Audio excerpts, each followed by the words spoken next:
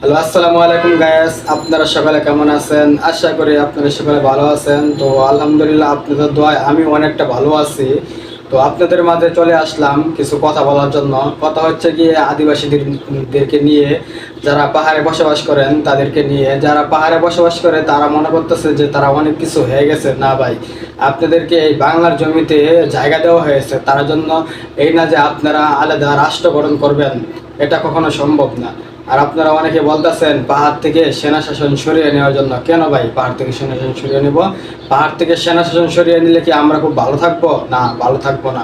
এটা কখনো সম্ভব না, এটা কখনো সম্ভব হবে না। বুঝতে পারছেন? আর আপনারা অনেকেই বলতেছেন যে আপনারা বাঙালি না, বাঙালি না। আপনারা কোন জাতি ভাই? আপনারা বাঙালি না কেন? আর আপনারা বাংলাদেশে থাইকে বলতেছেন যে আপনারা বাঙালি না।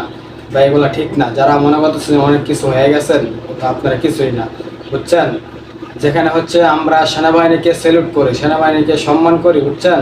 সেনাবাহিনী হচ্ছে আমাদের বাঙালির ইমোশন, সেনাবাহিনী হচ্ছে আমাদের বাঙালির ভালোবাসা। সেখানে হচ্ছে আপনারা সেনাবাহিনীকে অপমান করেন কেন ভাই? সেনাবাহিনীর তো মানুষ, ওরা হচ্ছে ন্যায়ের পথে কাজ করে, বুঝছেন? কখনো এরকম করবেন না। যারা বলতেছেন যে আমরা বাঙালি না, বাঙালি না, বাংলাদেশে থাইকা কোন সাহসে আপনারা এই কথাগুলো বলতেছেন? তো আজকে এ পর্যন্তই কথা বললাম। তো সবাই ভালো থাকবেন। ধন্যবাদ।